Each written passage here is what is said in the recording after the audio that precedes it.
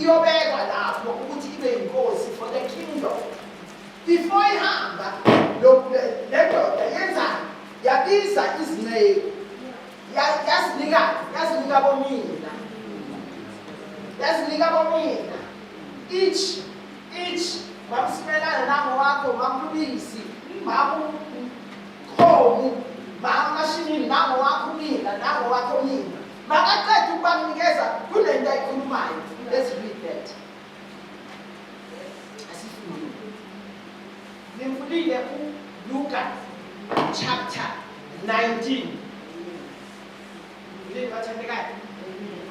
Yes.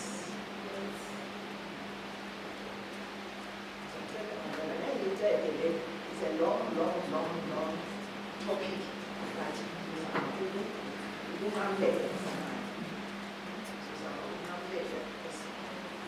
If you see what we need to do about skills, the skills is a lie.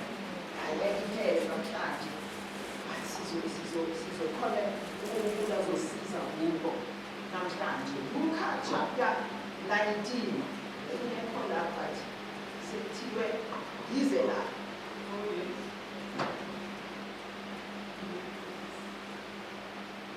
Iqala verse 11.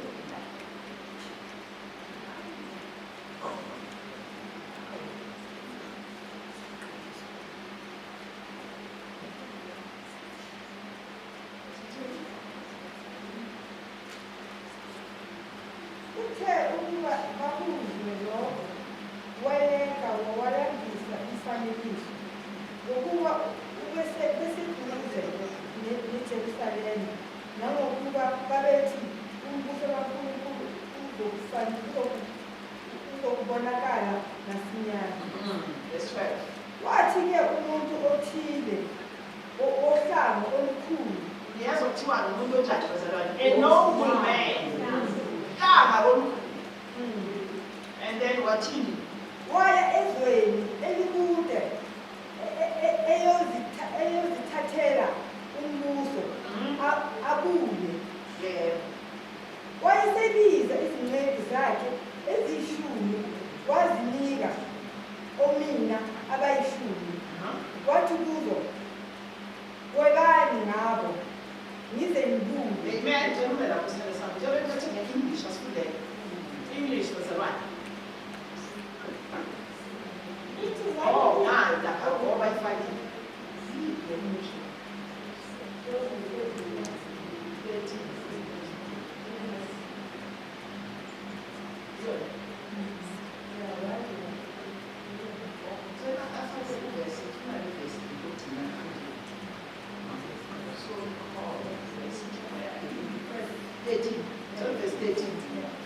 Verse 13 lapho emuva. Verse 13. Before he left, he called his 10 servants and gave them each a gold coin and told them, see what you can earn with this while I am away. So look at it, NIV. If I get NIV, you better ask. Yeah, 13. okay. You told them, you told the 10 of these servants, and give them 10 minus. Yes. Put this money to work. He said, Yes, put this money into work until I come back. Do business till I come. Put this money into work till I come. How? How can we do those put money into work? How can we put money into work? Respect. Unity. Yes. What to do it?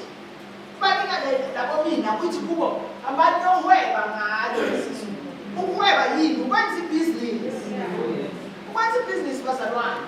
Mala kusiyodliwa, mala kusiyospend. Hallelujah. Amen.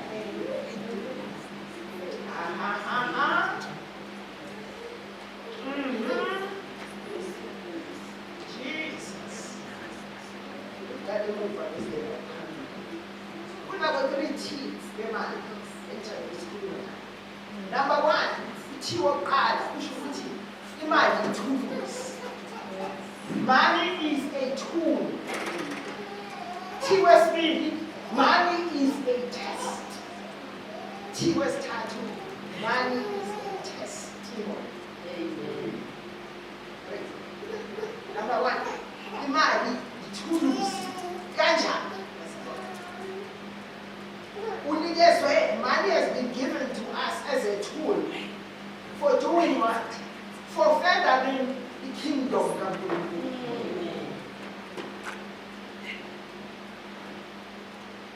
It is not money a possession. You don't possess money. Because it's Hagai 2, verse 8 to 10. Isiliva legolide yelam bushukulufu. Psalm 24. Umhlaba ungokaJehova nokugcwala kwawo. Izwe nabakhileyo kuwo. Thina singabobani? Thina we are the stewards. Singama-managers. Siphathisi. Imali akuseyethu bazalwane. But thina we own it as our possession. Yes. That is why you're supposed to relate to my God. That's why only money I was related to my God. Because money has a spirit of power. Like once in mind, we say my God, but God, money is a God, not the owner, the money. It's not me. You know who did your no aid. I couldn't run a match. I think was a rock. What would you not say? We even have a dangerous in the hands of what would you wouldn't move? Don't think I have believed you wouldn't use the language. But when I'm a gamma, then I say, yeah, was a man. He being Dr. Sina, I can't see toilet. Sinabandwana, abathi abantwana. Lithini izidokwe biblically, abathi abantwana. Akusebenzi, bayifile vela kuNkulunkulu. Mali akusele, sipossession le, ithuluzi. Sinikezi uthi lana, the noble man, do business till I come. Do business till I come.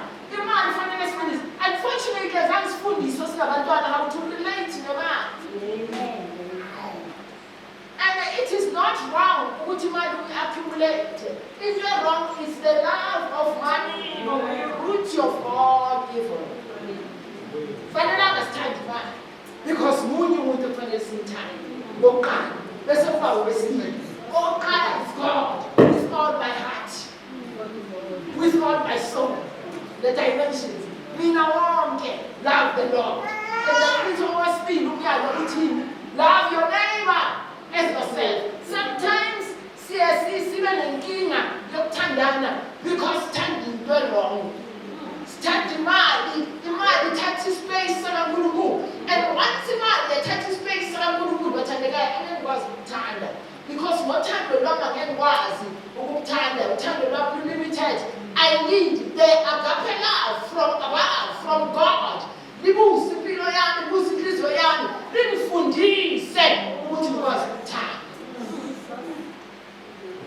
Manje senze njani? Siyenze izinto sasiphambanisa kasona. Sonke, this is not for you only. Sonke, sisiphambanisile.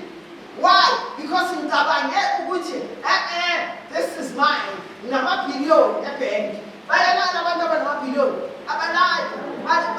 Alala babala namabhiliyoni. Makungathiwa nje khona ibhenki okwenzeke phecelezi kuyo bangenile bayenza balokhu nalokuya uzochecka ifoni bayikhala ebusuku ngathi ifake imessage uvubulele ufuna ukuyochecka ukuthi kwenzekani in my bank account. Why?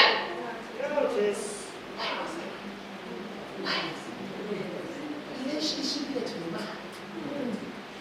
Ayikho kahle.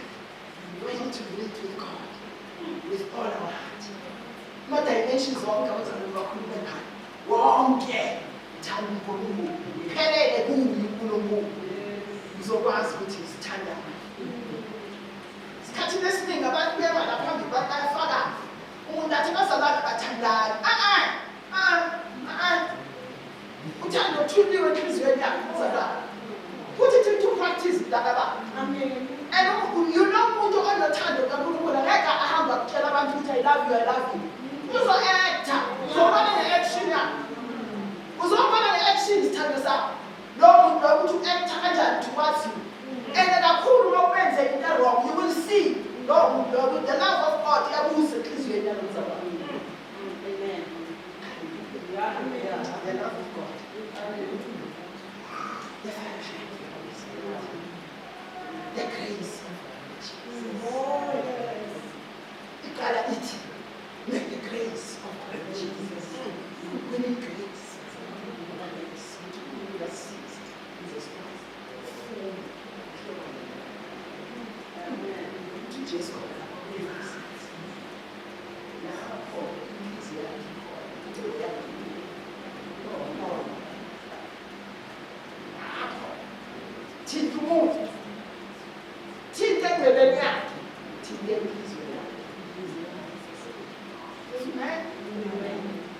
Hallelujah. We are responsible, Pastor Bani, for properly utilizing the tools uNkulunkulu asinikeze wona ukuperforma ama-duties ethu. Lama-servants babanike unyaka wokuthi benze njani, do business together. Asifundeni singekayo zesizwe siqhubekeni bathandikayo selelwe 10 minutes.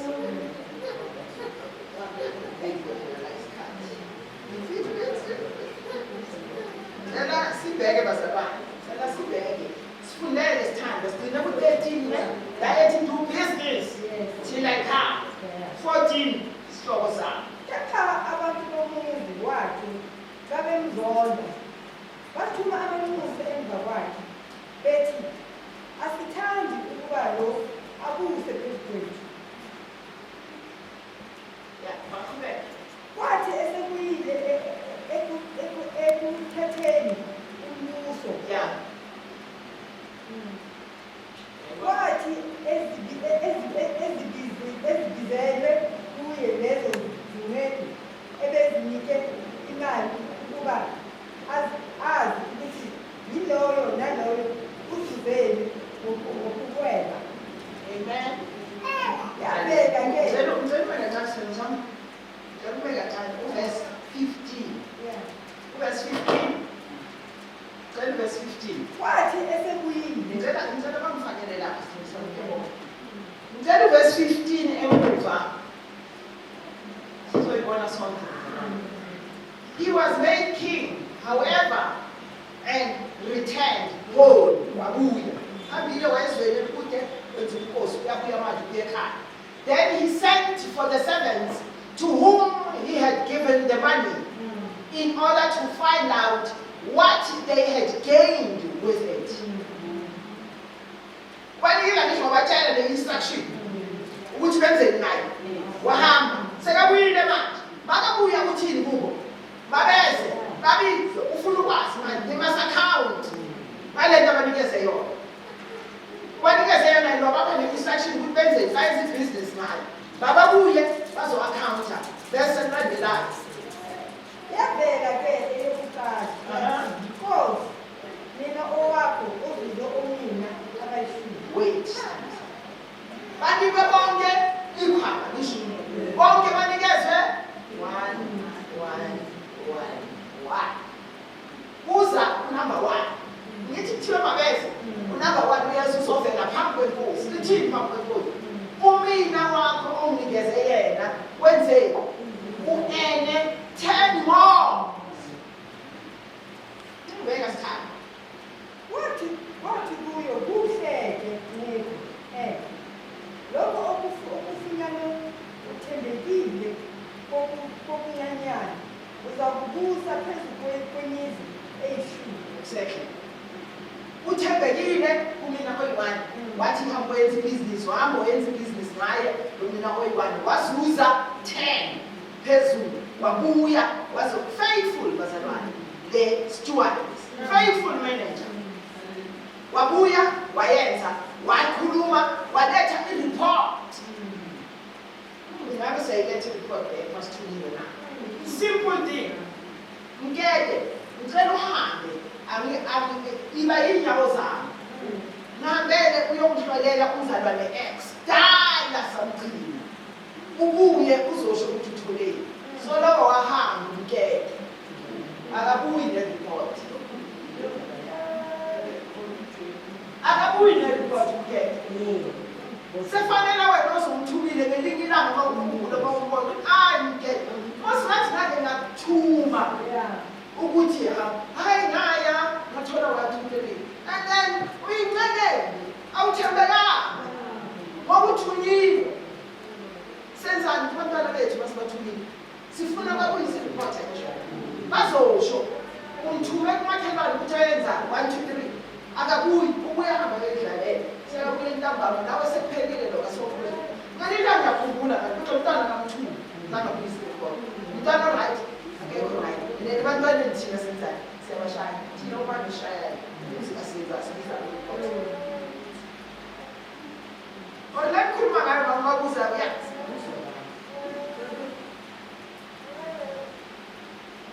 wabuyisa-report oqala asibone okwesibili 18 yafika neyesibili yathi umina wakho Nkosi kuzo omina abayisihlanu wokuqala 1 wasusa 10 owesibili 1 uzuze 5 kuthiwani wathi nakuleyo nawe yiba phezu kwemizi eyisihlanu kwafika enye yathi kodwa akumane sidinga samsiza ku5 kuthiwa lo qala you-take charge over 10 cities wesibili we5 5 cities bese size kunamba 3 osingamile manje kwafika nenye yathi Nkosi nangu mina wakho nangu mina wakho ebengikwezile esongwe endwangweni. qhubeka sithando sakho yiyo leyo 21 ngokuba bengikwesaba lokhu engumuntu olukhulu uthabatha ungakubekanga uvuna engakuhlanyelanga 22 wathi kuyo niza kukwahlulela ngomlomo wakho yebo wena nceke embi uwazi ukuba ngumuntu olukhulu ngithabatha engingakubekanga ngivuma engingakuhlanyelanga 23 yes asigcine lapho ngabona nje siyabona 1 mina 10 2 1 mina 5 3 1 mina 1 why beyi-1 ya ukuthi ngilunikile and bonke banikeza instruction yokuthini do business till I come lawa bantu benzile ibhizinisi bazuza bageyina abanye abomini lona wenzeni uthathe lo mina wamthukuza wamfihla and izwakazi wabuhlungu abakhulumana ukuthi ngoba bengisaba wena ufuna la ungatshalanga khona wena nkose ukhuluma zonke lezinto uthi kuya don't know what man ngizokujaja ngabazi wakho kusho mina kusho wena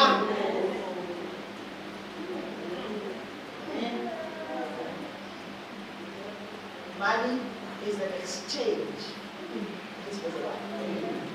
Imali yini sibiza imali yes lithi ama exchange abantu bathini yiyo ku-endlele sisebenzisa imali kuthenga ukuhweba sisebenzisa imali la likhuluma ngokuthi kubo do business till I come asibuye size ku-budget asibuye size ku-budget sibuye size ku-budget mali kunjani? Who is first? Who mali leyo into yakho ingase ubani kuqala phezulu before kwenze inyanga ephela manje abamkela efasitereni sasikhuluma njalo kudala thina basikhula manje sebamkela kuphi emabhenki mayithi ting ting imali yakho yini into efika emqabangweni wakho kuqala ufika kuqala my dad this God bazalwane yize sifika kuqala and uzubona ngoba bayazi abo Mr. Creditor ukuthi samyaka 2 days uyidudula ngokuchifta family account benza midnight 25 malithi nje yi-25 namhlanje ithi ting ting abo creditor benza bathatha kwakho why siqhwile kangaka hey siqhwile sonke kolot and you know ukuthi lekoloto lesi kunekoloto ezinzima okuzokhuluma nzima credit card number 1 ukukhuluma nge-credit card kwenziwa credit card kumashonisa omkhulu ya mhlawumbe uyazi ask credit card kumashonisa omkhulu kanjani kumashonisa omkhulu number 1 credit card number 2 akithi kunama-credit stores esihamba siye kuwo siyothatha noma ngabe yitontoni abizwa nge-credit lento abasipha yona lethi akusimali onayo yimali ebolekiwe and futhi uyibuyisele le mali and mase uyibuyisele omkhulu ayisabuyeli ngaleyo ndlela leyo okuthi uboleke 2000 uboleke 2000 inenkamana ngaphezulu. Example, credit card. The credit card was a lie. It's very evil. I want to tell you. Very evil. Amen. Ungaboleka imali. So here's the example with 30,000. Ne? That's a lie. 30,000. Uyamthatha, uyamsebenzisa wonke. Noma ngakusebenzise kuphi, akunankinga.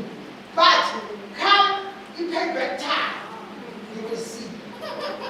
You will see. Kule 30,000 oyibolekile uzotshelwa wena ukuthi pay this minimum. Danger.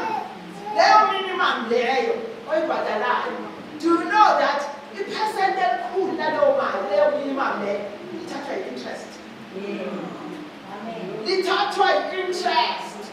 Wena your credit card, your balance ku-credit card yakho yaka ngo-150 wena ubhadale 1,000. Yonke le-800 and something ithathwe i-credit. Wena ujabula ukuthi ngiyayi-afforda. Yena uqeda ukuyibhadala. Ngikhuluma kwabanye sekwabomama abadala, ngikhuluma about this topic. Ngithi uqale ukubhadala le-credit card kulabo-40. Manje sekuya ku-70 but awunayi-30, only 30,000. Why? Why? It's because there's not a man, but the interest in the person. Because my father saw, abo insurance, abo tonto, abafaki le bonke badlaphi the minimum payment. Let us be careful. Let's be careful. God usifuna siphilile. Amen. Because izwi laNkulunkulu sizolifunda manje. Asifundeni no-progress bazalwane. Ngoba ngiyavala manje, ngiyamvumela ngithi close. Bathi no. Ngivale bazalwane. Nkosi Jesu. Amen. Leave the letters down.